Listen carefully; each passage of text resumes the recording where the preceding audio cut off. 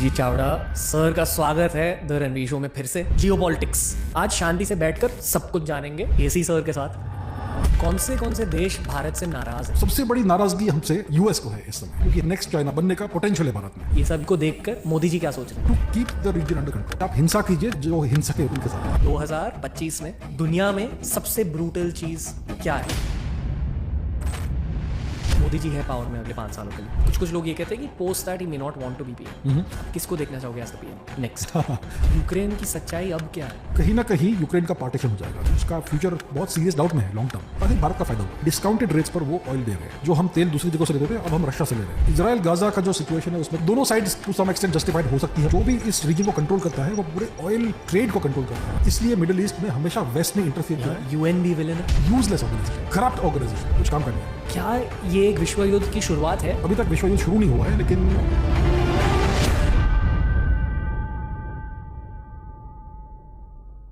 दोस्तों आज का पॉडकास्ट एक जियोपॉलिटिक्स स्पेशल है। 2025 की शुरुआत में मैं मानता हूं कि हम सारों को जियोपॉलिटिक्स के अपडेट्स मिलने चाहिए। हमें पता रहना चाहिए कि इजराइल पैलेस्टीन वॉर में, यूक्रेन रशिया वॉर में और दुनिया भर के जियोपॉलिटिकल सिनारियोज में क्या क्या चल रहा है। लेजेंड लौट कर आए हैं, अभिजीत चावड़ा सर लौट कर आए हैं और इस पॉडकास्ट में हमने पूरी कोशिश करी कि एक बेसिक लेवल पर आकर आम जनता के लिए हम जियोपॉलिटिक्स की बातें करें, जियोपॉलिटिक्स समझाएं, and we also took it to a fairly detailed place in terms of conversation. Please enjoy AC and RA on TRS.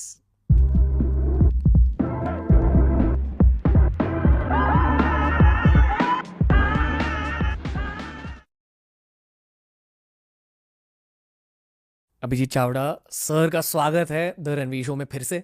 बहुत धन्यवाद मुझे फिर से आमंत्रित करने के लिए। अरे सर बहुत कुछ सीखेंगे आज।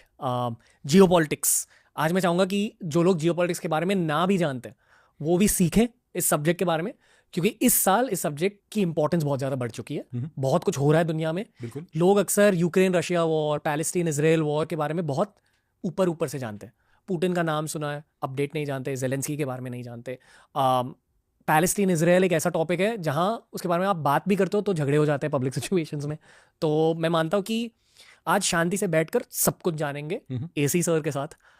बट पहला सवाल आपके लिए है सर, मोदी जी क्या सोच रहे हैं दुनिया में ये सब युद्ध को देखकर? डॉक्टर जयशंकर और मोदी आपस में क्या बात करते होंगे? जी बिल्कुल। मोदी जी और जयशंकर जी यही सोच रहे हैं कि इंडिया का इकोनॉमी कैसे बढ़ाए और इंडिया को किसी भी कॉन्फ्लिक्ट से दूर कैसे रखे। कॉन्फ्लिक्ट मतलब युद्ध, वॉरफेयर। और हमारे आसपास बहुत सारे ऐसे हमारे पड़ोसी हैं जो हमसे युद्ध करना चाहेंगे, उनकी बहुत अच्छा हो चुकी है पास्ट। तो मोदी जी और जयशंकर जी का यही फोकस है कि भाई हमें किसी से युद्ध नहीं करना है, हमें किसी युद्ध में इन्वॉल्व नहीं होना है और हमें सिर्फ अपनी इकोनॉमी पर फोकस करना है, क्योंकि हमें 10 ट्रिलियन वाली इकोनॉमी बनना है, 15 ट्रिलियन वाली इकोनॉमी बनना है 2047 तक। तो मेन फोकस ये है कि युद्ध से दूर रहो और इकोनॉमी को बढ़ाओ। उसके लिए मैन्युफैक्चरिंग बहुत इंपॉर्टेंट है भारत के लिए, और अलग अलग देशों के साथ पार्टनरशिप्स भी बहुत इंपॉर्टेंट है। अगर हमें मैन्युफैक्चरिंग जो हम गुड्स प्रोड्यूस करेंगे उनको एक्सपोर्ट करना है तो अच्छे पार्टनरशिप्स चाहिए, अच्छे सप्लाई चेन्स चाहिए और कॉन्फ्लिक्ट नहीं चाहिए, युद्ध नहीं चाहिए। तो हमारा फोकस ये है। लेकिन दुनिया भर में बहुत सारे कॉन्फ्लिक्ट्स चल रहे हैं, इसके लिए ये बहुत ही डेलिकेट, नाजुक वाला जियोपॉलिटिकल क्लाइमेट है इस समय 2025 में। कौन से देश भारत से नाराज है ये भी बताइए। हाँ, हिस्टोरिकली देखिए, अगर हम देखेंगे तो पाकिस्तान तो हमारा बहुत पुराना दुश्मन है पिछले 75 वर्षों से, लेकिन अभी पाकिस्तान का इतना इंपॉर्टेंस नहीं है। जो हमसे नाराज हिस्टोरिकली दूसरे रहे हैं वो चाइना भी रहे हैं। चीन के साथ हमारा एक युद्ध हो चुका है और हमारा इतना बहुत लंबा बॉर्डर है चाइना के साथ, तिब्बत के साथ, जो डिमार्केट कभी हुआ नहीं है। तो वो एक टेंशन का बहुत बड़ा सोर्स हिस्टोरिकली रहा है। अभी 2020 में गालवान क्लैश हुआ था जिसमें हमारे 20 लोग मरे थे और उनके पता नहीं 40-50 से ज़्यादा मरे होंगे चाइना के। तो चाइना हिस्टोरिकली हमसे नाराज़ रहा है। लेकिन अगर हम देखेंगे तो इंडिया और चाइना के बीच में कुछ तो कोशिश हो रही है कि हम ये जो तनाव वाला सिचुएशन है उसको कम करें और कोऑपरेट ज़्यादा करें। ये एक आध साल में हम देख रही है। सबसे बड़ी नाराज़गी हमसे यूएस को है इस समय, क्योंकि यूएस देख रहा है कि भाई भारत अभी एक ग्रोइंग इकोनॉमी है, हमारा इकोनॉमी बढ़ रहा है और अगर हम 20 साल ऐसे ही ग्रो करते रहेंगे तो भारत नेक्स्ट चाइना बनने का पोटेंशियल है भारत में। और अगर भारत नेक्स्ट चाइना बन जाता है तो फिर यूएस के लिए नया एक कंपेटिटर, शत्रु उनके हिसाब से होराइजन पे आ जाएगा। मतलब शत्रु सिर्फ युद्ध में नहीं होते? नहीं, इकोनॉमिकली शत्रु हो सकते हैं, आप टेक्नोलॉजिकली शत्रु हो सकते हैं, दूसरी जगहों में स्पेस रेस में शत्रु हो सकते हैं। तो वो नहीं चाहते कि कोई भी नया ग्रेट पावर इमर्ज हो। तो भारत ऐसा ही एक देश है जो इस प्रकार से इमर्ज हो सकता है नेक्स्ट 20 वर्ष में। तो यूएस अभी ऐसी कोशिश कर रहा है अलग अलग प्रकार की कि भारत का इकोनॉमिक ग्रोथ और दूसरी तरह से ग्रोथ कम हो, भारत का इन्फ्लुएंस कम हो और भारत का इमेज इतना अच्छा नहीं रहे और हमारा इकोनॉमी भी इतना अच्छे से काम नहीं करे और हमारा मे बी हमारा जो नेशनल क्या बोलते हैं नेशनल बाउंड्रीज है, बॉर्डर्स, वो भी थोड़ी चेंज हो जाए। तो ये सब अलग अलग प्रकार के वो कोशिश कर रहा है यूएस इस समय, और इसलिए भारत और यूएस के जो रिलेशन है वो पिछले 2-3 साल से अच्छे नहीं रहे और शायद अभी और खराब हो रहे हैं। पर ट्रंप और मोदी दोस्त नहीं है? देखिए, हाँ, वेरी गुड क्वेश्चन, बहुत अच्छा सवाल पूछा आपने। दो राष्ट्र के बीच में जो रिलेशनशिप है वो डिपेंड करता है कि भाई आपके नेशनल इंटरेस्ट क्या है। अगर दोनों लीडर्स जो है उनका बहुत अच्छा इक्वेशन है और उनका बहुत अच्छा रिलेशनशिप है, फिर भी उनको अपने देश का जो नेशनल इंटरेस्ट है उसको सर्वोपरि रखना है और उसी प्रकार से उनको काम करना है। तो इवन दो ट्रंप और मोदी जी का बहुत अच्छा रिलेशनशिप है, बहुत अच्छे मित्र हैं दोनों, फिर भी उनका जो नेशनल पॉलिसी है, फॉरेन पॉलिसी है, वो इतना चेंज नहीं होगा। वो अपने नेशनल इंटरेस्ट को का हित ही पहले सर्वोपरि रखेंगे और इसके लिए भारत और यूएस में जो तनाव है वो शायद और कंटिन्यू हो सकते हैं, थोड़े शायद कम हो जाए, थोड़े हद तक, लेकिन मोस्टली चलता रहेगा ये। ओके, ट्रंप के बारे में बात करनी है, पर उनके बारे में बात करने से पहले आपसे ये पूछना चाहूँगा कि इकोनॉमिकली स्पीकिंग एक देश बढ़ता है, जैसे हम कहते हैं कि हमारी देश की इकोनॉमी बढ़ेगी, इसका मतलब एग्जैक्टली क्या होता है? और मान लो अगर हम एक देश को इस सवाल के लिए एक इंसान जैसा माने, आप उस एग्जाम्पल को यूज करके देश की इकोनॉमिक्स थोड़ा सा समझाइए। देखिए, एक इंडिविजुअल, एक व्यक्ति धनवान कैसे होता है? जब वो वैल्यू क्रिएट करता है और समाज वो वैल्यू चाहती है, तो वो आपसे वो वैल्यू लेगी, समाज आपसे वो वैल्यू लेगा और आपके उसके बदले में आपको धन देगा। इस तरह से आदमी धनवान होता है। अब राष्ट्र भी इसी प्रकार से धनवान होते हैं। तो हमारा जो इकोनॉमी है उसका नेट वर्थ अगर आपको जानना है तो आपका जीडीपी देखना पड़ता है। जीडीपी, ग्रॉस डोमेस्टिक प्रोडक्ट, एक साल का एनुअल जीडीपी। तो एनुअल जीडीपी क्या है कि आप कितना वैल्यू एक साल में उत्पन्न करते हो अपने पूरे देश के अंदर, कितना आप मिनरल्स एक्सट्रैक्ट करते हो, कितना आप सर्विसेज एंड गुड्स प्रोड्यूस करते हो और उसमें से कितना आप खुद कंज्यूम करते हो, कितना एक्सपोर्ट करते हो, वो एक सेकेंडरी कैलकुलेशन है। तो कितना वैल्यू हम उत्पन्न करते हैं एक साल में, that is the basic determining factor कि भाई आपका इकोनॉमिक ग्रोथ कितना है। तो अगर किसी इकोनॉमी को बढ़ना है, मजबूत होना है, तो आपको एक हर साल ज़्यादा वैल्यू उत्पन्न करना पड़ेगा आपकी इकोनॉमी में, पूरी दुनिया के लिए, मे बी इंटरनल कंजम्पशन के लिए भी, लेकिन अगर आप उसको एक्सपोर्ट करोगे तो आपको फॉरेन एक्सचेंज मिलेगा और उससे आपकी इकोनॉमी और मजबूत होगी। सो एसेंशियली आपको दुनिया क्या चाहती है वो देखना है और आपको वो प्रोड्यूस करना है। अभी हिस्टोरिकली चाइना, दुनिया भर में जितना मैन्युफैक्चरिंग का डिमांड है वो चाइना से फुलफिल होता है। अब पूरी दुनिया देख रही है कि भाई China could be A problematic nation और चाइना का इकोनॉमी इतना लॉन्ग टर्म में अच्छा नहीं होगा, तो मे बी हमें एक चाइना +1 पॉलिसी को फॉलो करना चाहिए। तो ये +1 कौन है? वो हमें होना चाहिए। पहले सेकंड ऑप्शन बनाओ, फिर इवेंचुअली फर्स्ट ऑप्शन बन जाओ। ये ऑब्वियसली होना चाहिए। पर वो शायद 2050 के बाद होगा। हम तो चाहेंगे कि 2030 तक हो जाए, लेकिन देखिए ये सब चेंज आने में टाइम, समय लगता है। चेंज करना, इतना बड़ा देश है हमारा, इतना सारा इनर्शिया है देश के अंदर, उसमें इस तरह का चेंज उत्पन्न करना थोड़ा समय लगता है, स्पेशली हमारे सिस्टम जिस प्रकार से बना हुआ है उसको ध्यान में रखते हुए। पता, अक्सर बहुत सारे लोग ये सोचते हैं कि यार मैं जियोपॉलिटिक्स के बारे में जानकर क्या ही करूं। मैं मानता हूं कि अगर आप ट्रैवल करोगे ना लाइफ में, और जब आप फॉरेनर से मिलते हो, आप बहुत आसानी से उनसे बात कर सकते हो अगर आपको जियोपॉलिटिक्स की समझ है तो। ये एक लाइफ स्किल होती है और ये एक ऐसा सब्जेक्ट है जो कॉलेज में नहीं सिखाया जाता, और ये सब्जेक्ट सीखना हर इंसान के लिए बहुत ज़रूरी है, हर भारतीय के लिए और भी ज़्यादा ज़रूरी है। अक्सर भारतीय नेशनल पॉलिटिक्स समझते हैं, जियोपॉलिटिक्स नहीं समझते। और जियोपॉलिटिक्स को अगर ज़्यादा गहराई से समझना है तो ये जो आपने कहा फर्स्ट प्रिंसिपल्स थिंकिंग होती है, कि एकदम बेसिक तरीके से समझो कि बेसिकली हर देश अमीर बनने की कोशिश कर रहा है, और वो हर देश अमीर कैसे बनता है? अगर उनके एक्सपोर्ट ज़्यादा है तो, अगर देश के अंदर मिनरल्स मिले तो, और अगर उन मिनरल से निकली हुई एनर्जी, ऊर्जा को हमने किसी प्रैक्टिकल तरीके में कन्वर्ट कर दिया तो। फॉर एग्जाम्पल, अगर पेट्रोल निकला हमारी ज़मीन से, तो फिर उस पेट्रोल को किसी चीज़ में कन्वर्ट कर दो। जैसे यूएई में कहते हैं कि एक ज़माने में ऑयल मिलता था, बहुत पैसे मिल गए यूएई की इकोनॉमी को, और उन्हीं पैसों को उन्होंने इन्वेस्ट कर दिया, इंफ्रास्ट्रक्चर बनाया, बुर्ज खलीफा बनाया, टूरिज्म इंडस्ट्री को बहुत बूस्ट मिले। अब वो टूरिज्म की वजह से बाकी लोग अट्रैक्ट होते हैं और वो देश और भी ज़्यादा अमीर होते जा रहे हैं। तो आप कुछ ऐड करना चाहोगे? नहीं, बस यही बात है, आपके अलग अलग जो आपके देश में जो क्वालिटीज है उनको फुल्ली मैक्सिमाइज करो और उनको लेवरेज करो। अगर आपके देश में ऊर्जा उत्पन्न होती है, मतलब ऑयल, पेट्रोलियम, कोयला, ये सब, तो आप उसको पहले तो खुद कंज्यूम करोगे, और अगर पॉसिबल है तो उसको एक्सपोर्ट कीजिए। अगर आप नेट इंपोर्टर हो एनर्जी के, तो आपका ये एक जियोपॉलिटिकल अकीलीज हिल हो सकता है। इट कैन बी, मतलब आपका एक वल्नरेबिलिटी है, कमजोरी है आपकी है। और अगर आपका देश में हिस्टोरिक साइट्स बहुत सारे हैं और टूरिस्टिक साइट्स बहुत सारे हैं, तो आपके जीडीपी को 10-15% उसमें से आ सकता है थ्रू जस्ट टूरिज्म, अगर आप इंफ्रास्ट्रक्चर अच्छा बनाओगे तो आपको जो भी आपके देश में क्वालिटीज है उनको मैक्सिमाइज करना है और फुल्ली लेवरेज करना है। इस प्रकार से आपकी इकोनॉमी बढ़ेगी। आप ये कह रहे हो कि भारत पूरी कोशिश कर रहा है कि यार बस हम बढ़ते जाएं, हम हमारी इकोनॉमी को ग्रो करते जाए, हमें युद्ध नहीं चाहिए। हमें युद्ध नहीं चाहिए। पर पृथ्वी का सच ये है कि युद्ध हमेशा होते हैं। बिल्कुल राइट। आप ये कहते हो कि human beings are a warring species, violent species, यानी कि इंसानों को युद्ध करना बहुत अच्छा लगता है। इसी प्रकार से हम जीते आ रहे हैं सदियों से। हमारी जो पूरी हिस्ट्री है, देखिए अगर आप हर दशक पे अगर आप वर्ल्ड मैप देखेंगे तो उसमें बॉर्डर्स चेंज होते हैं। बॉर्डर्स चेंज होता है जनरली युद्ध के थ्रू ही। किंगडम्स जो साम्राज्य बढ़ते हैं और छोटे होते हैं, ये भी युद्ध के थ्रू ही होते हैं। जितना भी मेजर जियोपॉलिटिकल चेंज होता है और हिस्टोरिकली जितना भी हुआ है वो युद्ध के थ्रू ही हुआ है। तो युद्ध एसेंशियली एक वे ऑफ लाइफ है ह्यूमन बींग्स के लिए।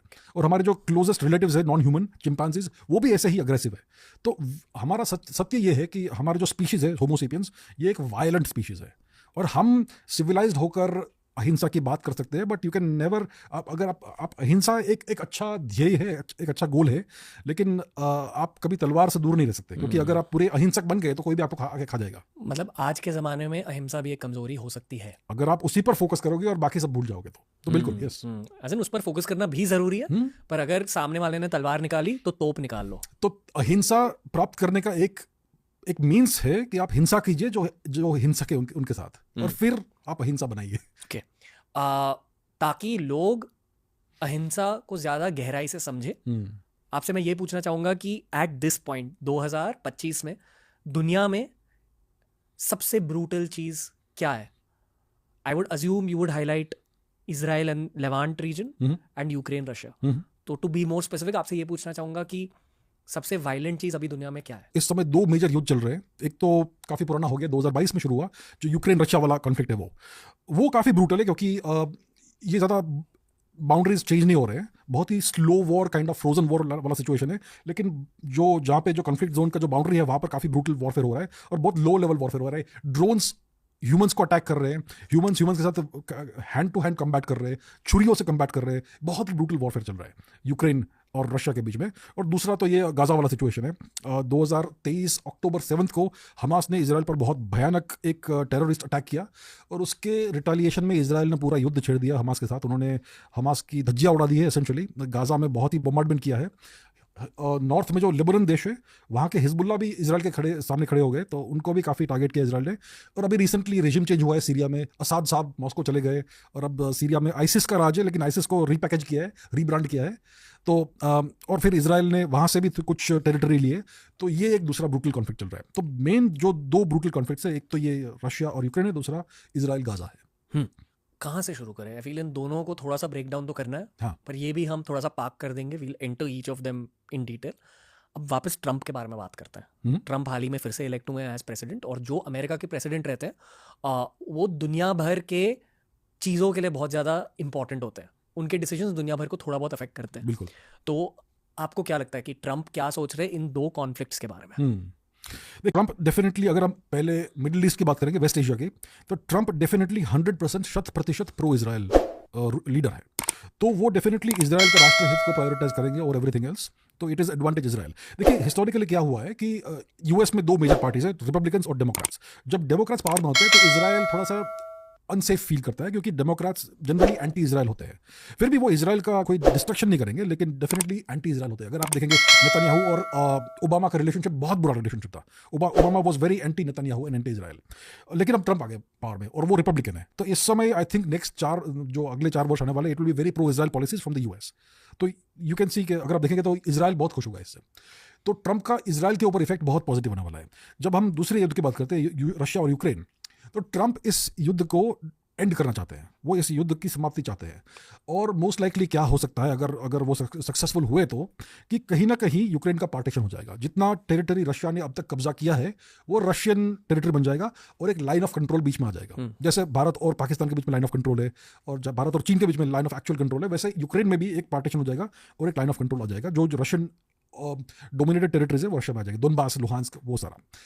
तो ये चाहते हैं ट्रंप, क्योंकि बहुत सारा पैसा यूएस का टैक्स पेयर का, करोड़ों डॉलर्स यूक्रेन के मदद में गया है, और उससे कुछ फायदा नहीं हुआ है यूएस का। ट्रंप बहुत ट्रांजैक्शनल प्रेसिडेंट है, वो बिजनेसमैन रह चुके हैं, बहुत सक्सेसफुल।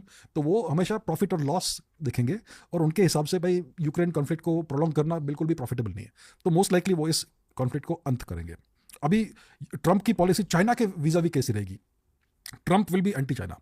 जो यूएस और चाइना के बीच में ट्रेड वॉर चल रहा है, जो बहुत से बड़े बड़े टैरिफ लगा रहे हैं अमेरिकन चाइनीज इंपोर्ट्स पे, वो शायद और बढ़ेगा अभी। मतलब ज्यादा टैक्स लगाते हैं। हाँ, अगर चाइना एक प्रोडक्ट $10 में बेच रहा है यूएस को, तो वो 100% टैरिफ लगा देंगे उसके ऊपर, तो मतलब आपको 10 की जगह पे $20 मिलेगा। तो चाइना इतना कंपेटिटिव नहीं रह पाएगा यूएस मार्केट में, फिर कहाँ पे इंपोर्ट एक्सपोर्ट करेगा प्रोडक्ट्स को। इसलिए भारत और चाइना का अभी रिलेशनशिप बढ़ रहा है, क्योंकि चाइना के लिए सारे द्वार बंद हो रहे हैं वेस्ट से। तो Trump will be anti China. अगर भारत और यूएस की रिलेशनशिप देखेंगे तो आई थिंक थोड़े से पॉजिटिवली देखेंगे भारत की तरफ ट्रम्प, बट ओवरऑल रिलेशनशिप ज्यादा बदलेगी नहीं भारत और यूएस की। तो ये that's how I see Trump का क्या इम्पैक्ट हो सकता है अगले 4 वर्ष में। ये जो 2 युद्ध हो रहे हैं, भारत का क्या स्टैंड है इन 2 युद्ध को लेकर? देखिए, भारत का ऑफिशियल स्टांस यही है कि ये युद्ध का समय नहीं है, हम युद्ध नहीं चाहते। रशिया और यूक्रेन का जो युद्ध चल रहा है, दोनों साइड्स को एक सीज फायर करना चाहिए, यही भारत कहता रहा है। और भारत ने ऑफर भी किया कि अगर आप चाहते हो तो हम मीडिएट कर सकते हैं इस बारे में। जब इजराइल और पैलेस्टाइन की बात होती है, इजराइल हमास की, तो भारत के प्राइम मिनिस्टर श्री मोदी जी ने डेफिनेटली कहा है कि भाई, उन्होंने बहुत ही स्ट्रांगली कंडेम किया है जो हमास ने अटैक किया इजराइल के ऊपर। और अभी भारत का यही स्टांस होगा कि भाई ये जो मामला है उसको पीसफुली निपटाना चाहिए, तो सीज फायर होना चाहिए, ऑफिशियली यही स्टांस होगा। लेकिन अगर आप यूक्रेन और रशिया का जो युद्ध चल रहा है उसमें भारत का कुछ फायदा हुआ या नुकसान हुआ अगर देखेंगे तो आई थिंक भारत का फायदा हुआ है। क्योंकि भारत को जब वेस्ट ने रशिया के ऊपर सैंक्शंस लगाए तो भारत ने रिफ्यूज किया सैंक्शंस में पार्टिसिपेट करने का, कि हम इस सैंक्शंस रेजिम में नहीं आएंगे, we will not sanction Russia और we will not participate in the sanctions against Russia. और दूसरा, भारत ने रशिया से बहुत सारा ऑयल लेना शुरू कर दिया। जो हम तेल दूसरी जगह से लेते थे, अब हम रशिया से ले रहे हैं। पहले ईरान भी होता था, लेकिन फिर अमेरिका के प्रेशर के कारण से हमने ईरान का बंद कर दिया। तो अब हम मेजरली, हम सबसे बड़ा सोर्स अभी है रशिया, और हमें डिस्काउंटेड रेट्स पर वो ऑयल दे रहे हैं। तो भारत का इससे काफी फायदा हुआ है। और फिर भारत उस ऑयल को प्रोसेस करके वेस्ट में बेच रहे हैं, और वो वेस्ट जानता है और they are happy with this. तो भारत का काफी इसमें फायदा हुआ है। इसमें इजराइल गाजा का जो सिचुएशन है उसमें कुछ हमारा फायदा नहीं है ऑब्वियसली, बट हम चाहेंगे कि वो युद्ध खत्म हो, समाप्त हो जाए। कोई नुकसान है भारत के लिए? नुकसान अगर देखेंगे आप, क्योंकि इसमें ईरान भी शामिल है इस सिचुएशन में। अगर आपको याद होगा कि 2-3 बार इजराइल और ईरान के बीच में मिसाइल्स और स्ट्राइक्स और काउंटर स्ट्राइक्स का ये पूरा वॉलिंग सेशन हुआ था। इजराइल ने काफ़ी सारा डैमेज इनकर किया है। ईरान ने कुछ 200-300 मिसाइल्स लॉन्च किए थे उनके ऊपर, बैलिस्टिक मिसाइल्स, हाइपरसोनिक मिसाइल्स। फिर इजराइल ने रिटालिएट किया। अभी जो सीरिया का रेजिम चेंज हुआ उसके कारण से ईरान का जो सिचुएशन है काफ़ी वीक हो गया है। पहले उनके पास अलग अलग प्रॉक्सीज थे इस रीजन में। एक तो हमास था उनका प्रॉक्सी ईरान का, दूसरा हिजबुल्ला था। प्रॉक्सी मतलब आपके पपेट्स जो आपके लिए काम करते हैं दूसरी जगह पे, नॉट इन योर टेरिटरी लेकिन दूसरी किसी और टेरिटरी में, आपके पैसे लेकर और आपका उनके साथ आइडियोलॉजिकली या रिलीजियसली काफ़ी कनेक्शन है, तो आप साथ में काम करोगे। तो ईरान के जो प्रॉक्सीज थे वो हिजबुल्ला था लेबनान में, हमास था जो गाजा रीजन में है, हुथीज यमन में, और इराक में भी काफ़ी उनके प्रॉक्सीज है, क्योंकि इराक इज मोर देन 50% शिया मोर और लेस। लेकिन अब, और सीरिया भी असद भी उनका एलाई था। अब असद तो चला गया, सीरिया पूरा पलट गया। अभी प्रो यूएस प्रो इजराइल हो गया है जो वहाँ पे रेजिम है वो। तो ईरान आइसोलेट हो गया है अभी इस समय। और अगर जैसा हो सकता है कि अगर 2025 में ईरान के साथ युद्ध हो जाए इजराइल का और यूएस का, इजराइल कभी अकेला नहीं होता है, यूएस भी साथ में होता है, और अगर ईरान में रेजिम चेंज हो जाएगा तो भारत के लिए बहुत ही अच्छा सिचुएशन नहीं है। क्योंकि भारत के 2 और ईस्ट पाकिस्तान वेस्ट पाकिस्तान है जो यूएस अलाइज है, यूएस पपेट्स है, मैं बांग्लादेश की बात कर रहा हूँ। अगर ईरान भी वहाँ पे भी रेजिम चेंज हो जाएगा तो भारत का नेबरहुड बहुत ही हॉस्टाइल हो जाएगा। तो ये हमारे हित में नहीं होगा अगर ईरान का रेजिम चेंज हो जाए और प्रो यूएस गवर्नमेंट वहाँ पे आ जाए। हमारे गैंग में कौन है? हमारे गैंग में हम ही है। भारत के पक्ष में हमारे कुछ मित्र है, लेकिन हमारे गैंग मेंबर्स नहीं है। गैंग मेंबर्स मतलब अलायंस, लाइक फॉर्मल अलायंस। हमारे मित्र रूस में है, श्री पुतिन हमारे मित्र है डेफिनेटली। अब जियोपॉलिटिकली ये कह रहे हो? जियोपॉलिटिकली बोल रहा हूँ। जियोपॉलिटिक्स में कोई मित्रता शत्रुता नहीं होती है, इट्स ऑल टेम्पररी थिंग्स। लेकिन अगर आप समझो कि जियोपॉलिटिक्स में मित्रता होती है तो भारत और रूस की डेफिनेटली है। और बहुत सारे छोटे छोटे राष्ट्र हैं जो भारत के काफी पॉजिटिवली देखते हैं। अफ्रीका के बहुत सारे राष्ट्र जो चाहेंगे कि उनके बड़े भाई हम बन जाए, और साउथ ईस्ट एशिया में हमारा बहुत पॉजिटिव रिलेशनशिप है। तो हमारे वैसे मित्र बहुत सारे हैं, लेकिन अलायंस कोई नहीं है। ओके, 1 लेयर डीपर, ठीक है। वर्ल्ड वॉर 2 के बारे में थोड़ा सा बात करेंगे। वर्ल्ड वॉर 2 रफली 39 to 45 में हुआ था जी। 6 साल का पीरियड है। बट अगर 1930s को जांचा जाए तो कुछ छोटे मोटे चीजें दुनिया में हो रही थी। मैं अक्सर खुद से ये सवाल पूछता हूँ कि 1937, 38 में क्या लोगों को पता था कि वर्ल्ड वॉर स्टार्ट होगी? क्या 1939 और 40 में भी लोग जानते थे कि there is a world war going on, या बाद में पता चला अच्छा वो वर्ल्ड वॉर हो गई यार? उसी पर्सपेक्टिव से अब मैं 2025 के बारे में बात करना चाहूँगा। ये हमने 2 कॉन्फ्लिक्ट्स की बात करी, पर काफ़ी सारे माइक्रो कॉन्फ्लिक्ट्स भी चल रहे हैं। तो हमने बात करी रशिया यूक्रेन के बारे में, इसराइल पैलेस्टीन के बारे में, जी but at the same time Houthis के साथ भी कुछ कुछ हो रहा है, और चाइना ताइवान के टेंशन है, जी बिल्कुल है, इंडिया चाइना के टेंशन है, अफ्रीका में बहुत कुछ हो रहा है। बहुत कुछ हो रहा है। क्या ये एक विश्व युद्ध की शुरुआत है और हम बस नहीं जानते कि ये विश्व युद्ध की शुरुआत है, या क्या ये एक कॉमिक बुक ओरिएंटेड रियलिटी है और हम बस पॉडकास्ट में ऐसी बातें कर रहे हैं? देखिए, विश्व युद्ध 2 हो चुके हैं, 1914 वाला और 1939 वाला, पहला और दूसरा विश्व युद्ध। अब जब ये युद्ध शुरू हुआ तब किसी को पता नहीं था कि ये विश्व युद्ध शुरू हो चुका है। वो हम रेट्रोस्पेक्टिवली ही फ्यूचर से पास्ट में देखते हैं, तब हमें समझता है कि भाई ये बहुत बड़ा कॉन्फ्लिक्ट था, इसको वर्ल्ड वॉर बोलना चाहिए।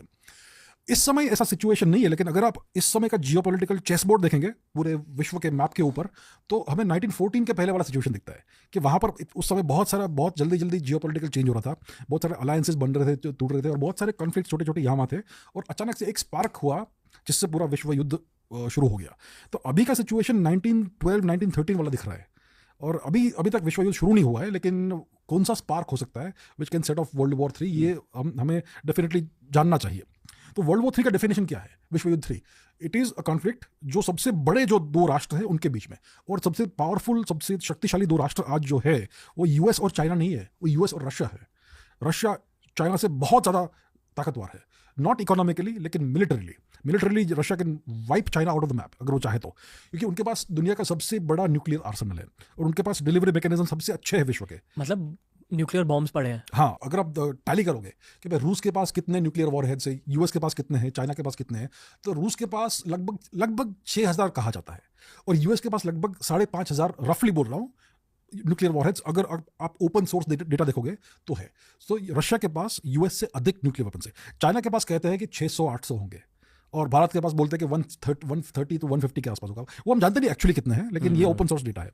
तो इस हिसाब से अगर हम देखेंगे तो चाइना और रशिया का कोई कंपैरिजन ही नहीं है, और रशिया का मिलिट्री काफ़ी स्ट्रॉन्ग है, काफ़ी मॉडर्नाइज हो रहा है। चाइना का भी काफ़ी मॉडर्न है, लेकिन चाइना के पास एक्सपीरियंस नहीं है वॉर का। 1979 के बाद उन्होंने एक भी युद्ध नहीं किया है।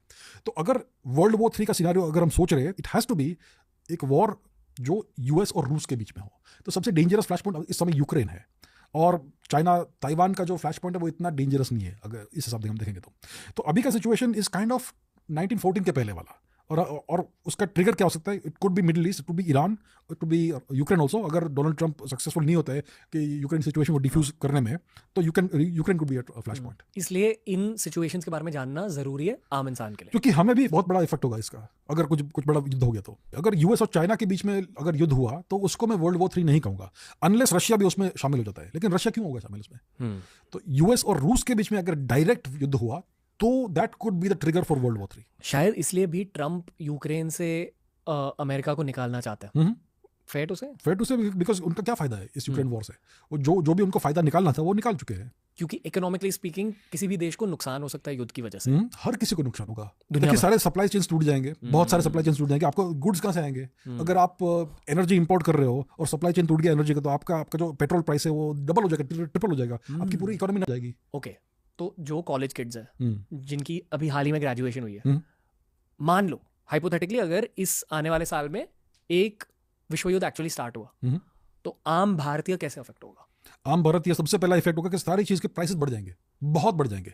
अगर देखिए, हमारा एनर्जी मोस्टली रशिया से आता है, अभी जो भी परसेंटेज है मैक्सिमम रशिया से। अगर वो सप्लाई कट हो गया तो फिर हमें कहीं और से लेना पड़ेगा। और अगर सप्लाई चेन्स एनर्जी के मतलब तेल के अफेक्ट हो जाएंगे तो हर जगह विश्व में ऑयल प्राइसेस बढ़ जाएंगे। तो अगर आपका टमाटर लेट्स से 100 रुपये किलो मिलता है आज, तो कल 250 हो जाएगा। अगर आपका प्याज 50 रुपीज़ किलो है तो कल 150 हो जाएगा। इस तरह से बहुत सारी चीज़ों के प्राइसेस बढ़ जाएंगे। ट्रांसपोर्टेशन बहुत ही एक्सपेंसिव हो जाएगा, हर चीज़ एक्सपेंसिव हो जाएगी। और फिर अगर सप्लाई चेन्स इफेक्ट हो रहे तो गवर्नमेंट को राशनिंग करना पड़ेगा पेट्रोलियम का, तो फिर बहुत सारा ट्रैवलिंग डिफिकल्ट हो जाएगा, हर चीज़ में आपको इफेक्ट होगा। तो इसके लिए, और ये तो सबसे पहला स्ट्रेट फॉरवर्ड फॉल आउट है एक बड़े वॉर का। दूसरा सबसे डेंजरस फॉल आउट है न्यूक्लियर वॉर। और अगर न्यूक्लियर वॉर हो गया तो फिर कुछ मिनट में पूरा प्लैनेट नष्ट हो जाएगा। कुछ मिनट में क्योंकि देखिए, अगर एक न्यूक्लियर मिसाइल निकला और सामने वाले को मालूम पड़ जाएगा, और मालूम तो पड़ना ही है, तो वो इमीडिएटली काउंटर लॉन्च करेंगे। और अगर इन्होंने लॉन्च किया तो ये 3 लॉन्च करेंगे, फिर वो 4-5 लॉन्च करेंगे, और फिर कुछ ही मिनट में हज़ारों न्यूक्लियर टिप्ड मिसाइल्स हवा में होगी। और उनमें से कितना परसेंटेज आप नष्ट कर सकते हो? मे बी 10%, 30%, बाकी सारे तो इम्पैक्ट होंगे। और उससे न्यूक्लियर फॉल आउट होगा, न्यूक्लियर विंटर होगा, क्योंकि उसमें इतना सारा जो डस्ट और ये सब पिघल कर एटमॉस्फेयर में जाएगा कि पूरा एटमॉस्फेयर काला हो जाएगा। और फिर कुछ साल तक आपको सनलाइट नहीं मिलेगी, फिर आपके सारे प्लांट्स मर जाएंगे तो आप खाओगे क्या? क्योंकि सारे एनिमल्स भी मर जाएंगे। उससे एक मास एक्सटिंक्शन इवेंट हो सकता है और ह्यूमैनिटी शायद बचे नहीं उसमें। हल्के से हम जियोपॉलिटिक्स से हटेंगे, टोबा वोल्केनिक एक्सप्लोजन के बारे में थोड़ा बताइए ताकि लोग समझे एग्जैक्टली कि न्यूक्लियर विंटर क्या होता है। जी बिल्कुल। तोबा वोल्केनो कहाँ पर है? इंडोनेशिया में है, राइट? और कुछ 80,000 वर्ष पहले इस वोल्केनो का एक्सप्लोजन हुआ था और ये एक सुपर वोल्केनिक एक्सप्लोजन था, बहुत ही क्लाइमेट चेंज इंड्यूस करने वाला एक्सप्लोजन था। और उससे क्या हुआ कि क्लाइमेट इतना चेंज हो गया और पूरे विश्व पे इतना ज़्यादा इफेक्ट हो गया कि ह्यूमन पॉपुलेशंस बहुत डिक्रीज हो गए और इसको एक बॉटलनेक इवेंट बोलते हैं कि ह्यूमैनिटी का पॉपुलेशन कुछ हजारों में हो गया था। ये हमें जेनेटिक स्टडी से पता चला। हाँ, जेनेटिक बॉटलनेक मिलता है कि कुछ हजार इंसान बचे थे पूरे विश्व में। और आज जितने भी इंसान है आज की दुनिया में वो सारे उन 1000 से निकल के आए। बिल्कुल, ये होती है जेनेटिक बॉटलनेक। ये जेनेटिक बॉटलनेक था। तो ये एक हमारे पास जीवित एग्जांपल है, हिस्टोरिकल रिकॉर्ड में हमें मिलता है कि भाई ये हो चुका है। तो न्यूक्लियर विंटर ऐसा ही इवेंट है, शायद इससे भी ज्यादा खतरनाक इवेंट हो सकता है न्यूक्लियर विंटर। अगर कुछ 1000 न्यूक्लियर बॉम्ब्स एक्सप्लोड हो गए तो शायद 100 लोग ही बचेंगे, क्या पता। ये वर्स्ट केस सिनेरियो है, हमें कभी न्यूक्लियर वॉर नहीं चाहिए, इसलिए हमें कभी वर्ल्ड वॉर 3 भी नहीं चाहिए, क्योंकि world war 3 will lead to nuclear war. तो इस समय ह्यूमैनिटी खतरे में है क्योंकि बहुत सारे ऐसे कॉन्फ्लिक्ट जोन्स हैं जो पोटेंशियल फ्लैश पॉइंट्स और ट्रिगर्स है वर्ल्ड वॉर 3 के। अब कॉन्फ्लिक्ट जोन्स के बारे में बात करते हैं, starting with Ukraine Russia. Kind of top view से कॉन्टेक्स्ट दीजिए कि एग्जैक्टली हुआ क्या। शायद इसकी शुरुआत हम पुतिन से करेंगे। ठीक है। पुतिन है कौन? पुतिन इस समय रूस के राष्ट्रपति है, प्रेसिडेंट जी। अब पुतिन जी एक KGB एजेंट रह चुका है। वो उन्होंने ईस्ट जर्मनी में सर्व किया था 20वीं शताब्दी में ड्यूरिंग द कोल्ड वॉर इरा। और फिर बोरिस येल्त्सिन जो सबसे पहले प्रेसिडेंट रहे पोस्ट USSR वाले रशिया के, उन्होंने बहुत ही बुरा परफॉर्मेंस किया एज प्रेसिडेंट और पूरी इकोनॉमी को नष्ट कर दिया उन्होंने रूस की। और फिर जब उन्होंने अपना काम छोड़ा तो फिर श्री पुतिन को अपॉइंट किया गया एज द नेक्स्ट प्रेसिडेंट। और सबका एक्सपेक्टेशन ये था कि पुतिन जी भी ऐसे ही रहेंगे, कुछ खास नहीं करेंगे। लेकिन Putin turned out to be a big nationalist और उन्होंने रशिया को वापस रिवाइव किया, इकोनॉमी को वापस रिवाइव किया, आर्म फोर्सेस को रिवाइव किया और रूस को वापस एक नियर सुपर पावर बना दिया है। पर रिवाइव क्यों करना पड़ा? क्योंकि देखिए, ऐसा कहा जाता है, रूस के बहुत लोग ऐसा मानते हैं कि येल्त्सिन जी एक प्रो US प्रेसिडेंट थे और उनके एक्शन से हमें दिखता है। तो USSR का जो इकोनॉमी था वो एक कलेक्टिवाइज्ड इकोनॉमी था। इसका मतलब ये है कि पूरे राष्ट्र की जितनी भी संपत्ति थी वो सबकी कलेक्टिव संपत्ति थी। किसी के पास प्राइवेट कैपिटल नहीं था, किसी के पास प्राइवेट प्रॉपर्टी नहीं थी, हर चीज़ कलेक्टिव थी। तो बहुत सारे जनरेशंस 1918 से लेकर लेट्स से 1991 तक जितने भी जनरेशंस आए USSR के सिटीजन्स के, उन्होंने जितना भी सेविंग्स किया वो सारा सेंट्रल गवर्नमेंट के हाथ में था। अब येल्त्सिन जी आए, उन्होंने ये सारी जो संपत्ति थी, जो कलेक्टिव सेविंग्स था, उसको प्राइवेटाइज कर दिया और कुछ ओलिगार्क्स के हाथ में डाल दिया कि भाई आप ये करो, आप वो करो, आप इस इंडस्ट्री में काम करो। और इन ओलिगार्क्स ने डेलिबरेटली सब डुबा दिया। कैसे? देखिए, अगर आप एक व्यक्ति को अगर आप माइनिंग सेक्टर देंगे तो उन्होंने क्या किया कि माइनिंग सेक्टर को पूरा नष्ट कर दिया because of bad business practices and all that. अगर आप किसी टेक्नोलॉजिकल सेक्टर की बात करेंगे तो उन्होंने टेक्नोलॉजी को डेवलप नहीं किया और पूरा रिग्रेस कर दिया। तो इस तरह से पूरा जो रूस का इकोनॉमी पूरा नष्ट हो गया और खाने के लिए लंबे लंबे क्यूज हो गए, लोग होमलेस हो गए, बहुत सारे अलग अलग सोशल प्रॉब्लम्स आ गए रशिया में। कुछ 10 वर्षों में ही पूरी इकोनॉमी नष्ट हो गई। और ऐसा कहते हैं कि डेलिबरेटली किया गया to destroy Russia's economy by US, क्योंकि येल्त्सिन वाज प्रो US। तो इस सिचुएशन को इनहेरिट किया पुतिन ने और उन्होंने 20 साल में पूरा का पूरा टर्न अराउंड कर दिया। हर सेक्टर को उन्होंने स्टेबलाइज किया, जितने भी नॉन परफॉर्मर्स थे और इविल परफॉर्मर्स थे उनको हटा दिया और सबको कब्जे में और काबू में कर दिया। और उन्होंने रशिया को फिर से एक मिलिट्री पावर बना दिया और एक इकोनॉमिक पावर तो नहीं है लेकिन बहुत स्टेबल इकोनॉमी है और इकोनॉमिकली बढ़ रहा है उनका GDP, which is very surprising। अगर हम अभी के रशियन मैप को जांचे तो एक बहुत बड़ा देश दिखाई देता है। बिल्कुल। पर सच है कि 1990 से पहले इस देश की साइज और भी ज्यादा बड़ी थी। बिल्कुल। और रशिया को तोड़ कर बहुत छोटे छोटे देश निकले। तोड़ कर नहीं, आई थिंक उन देशों के पर्सपेक्टिव से वो उनकी खुद की इंडिपेंडेंस मूवमेंट थी। बिल्कुल। उनमें से एक देश था यूक्रेन का ज्योग्राफिकल रीजन। इस पर भी थोड़ा सा इसके बारे में बताइए। हाँ, हम यूक्रेन वॉर के बारे में बात करें तो यूक्रेन हिस्टोरिकली अगर आप 1000 वर्ष पहले जाएंगे, आज से 1000 वर्ष पहले, तो रूस के जो लोग थे, रूस लोग, उनका कैपिटल सिटी था कीव। ओके, वो यूक्रेन का कैपिटल नहीं था, रूस का कैपिटल था। ओके, और जो शब्द है यूक्रेन वो आता है रशियन शब्द से उक्राइना, और उक्राइना का मतलब है बॉर्डरलैंड्स। बॉर्डरलैंड्स किसके भाई? रूस के। तो हिस्टोरिकली यूक्रेन रशिया का ही हिस्सा रह चुका है और यूक्रेन के जो लोग हैं वो भी स्लाविक लोग हैं और रूस के लोग से बहुत ही क्लोजली रिलेटेड है। अगर आप यूक्रेनियन भाषा और रोशन भाषा के बारे में अगर आप डिफरेंस देखोगे तो it is like Hindi Punjabi या हिंदी हरियाणी वाला डिफरेंस, हल्का सा डिफरेंस है, एसेंशियली सेम लैंग्वेज ही है। तो यूक्रेन को अभी 1991 के बाद अलग राष्ट्र बनाया, उनके सारे न्यूक्लियर वेपन्स रशिया के हाथ में आ गए और यूक्रेन के हाथ में क्राइमिया भी आ गया 1991 के बाद। फिर क्या हुआ कि यूक्रेन धीरे धीरे प्रो वेस्ट हो गया। अभी जब यूएसएसआर का ब्रेकअप हुआ था तब यूएस ने रशिया को वचन दिया था कि हम नेटो जो अलायंस है, मिलिट्री अलायंस यूएस का यूरोप में, उसको हम ईस्टवर्ड एडवांस नहीं करेंगे, नॉट 1 इंच ईस्टवर्ड्स। उन्होंने वचन दिया था, लेकिन लिखित वचन नहीं था, उन्होंने वर्बली प्रॉमिस किया था। और उसके बाद 1990s में धीरे धीरे इन्होंने इस वचन को तोड़ दिया और ये धीरे धीरे एक राष्ट्र के बाद एक राष्ट्र को अपने अंदर शामिल करने लगे और इवेंचुअली ईस्टवर्ड बढ़ने लगे। ओरिजिनली नेटो गैंग में कौन कौन था? ओरिजिनली नेटो में गैंग में कुछ मुझे एग्जैक्टली याद नहीं है, फ्रांस, जर्मनी, इटली, स्पेन, और कौन है जो नॉर्डिक राष्ट्र थे, वो टेक्निकली नहीं थे लेकिन they were part kind of in the satellite regions. So जो मेजर राष्ट्र थे वेस्टर्न यूरोप के, वो सारे नेटो के मेंबर्स थे। यूके डेफिनेटली यस, सारे मेजर राष्ट्र। तो ये यूएस का मिलिट्री अलायंस था कोल्ड वॉर के समय का, to counter Soviet alliance which was the Warsaw bloc alliance. अब कोल्ड वॉर तो समाप्त हो गया, यूएसएसआर ब्रेकअप हो गया, तो फिर नेटो की क्या जरूरत थी? फिर भी उन्होंने नेटो को कंटिन्यू किया और उसको और बढ़ाया, उसको और एडवांस किया ईस्टवर्ड्स। और फिर 2014 में यूक्रेन में यूएस ने एक रेजिम चेंज ऑपरेशन किया और इसमें एक प्रो रशियन गवर्नमेंट जो कॉन्स्टिट्यूशनली और डेमोक्रेटिकली इलेक्टेड थी, उसको उन्होंने हटा दिया, जैसे अभी रिसेंटली बांग्लादेश में होता वैसा ही। और फिर एक प्रो यूएस पपेट को इंस्टॉल किया उन्होंने। तो फिर ये कहने लगा कि भाई Ukraine should be part of NATO. तो अगर यूक्रेन नेटो का हिस्सा बन जाता है, इसका मतलब ये है कि भाई NATO forces, NATO military forces Ukrainian territory पे आ जाएंगे, which can include US nuclear weapons. Russia के बिल्कुल बॉर्डर पे यूएस के न्यूक्लियर वेपन्स आ सकते हैं। तो ये ऑब्वियसली एक बहुत बड़ा रेड लाइन है पुतिन के लिए और रशिया के लिए। मतलब अब यूक्रेन में अमेरिकन सोल्जर्स हैं? अभी नहीं है, लेकिन अगर यूक्रेन बन गया नेटो मेंबर तो फिर ये हो जाएगा।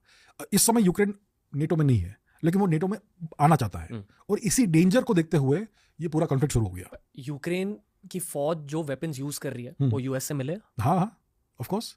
तो यूएस जब से ये पूरा शुरू हुआ युद्ध, तब से यूएस और जो पूरा सारे वेस्टर्न नेशंस है वो यूक्रेन को सप्लाई कर रहे हैं, वेपन्स, आर्म्स, एम्यूनिशन, हर चीज़, मिसाइल्स, हर चीज़ उनको सप्लाई कर रहे हैं। और टैंक्स भी दिए हैं, काफ़ी अच्छे अच्छे टैंक्स, जो जर्मन लेपर्ड टैंक्स है। तो ये सब अगर वेस्ट सप्लाई नहीं करता तो यूक्रेन वॉर कब का खत्म हो चुका था।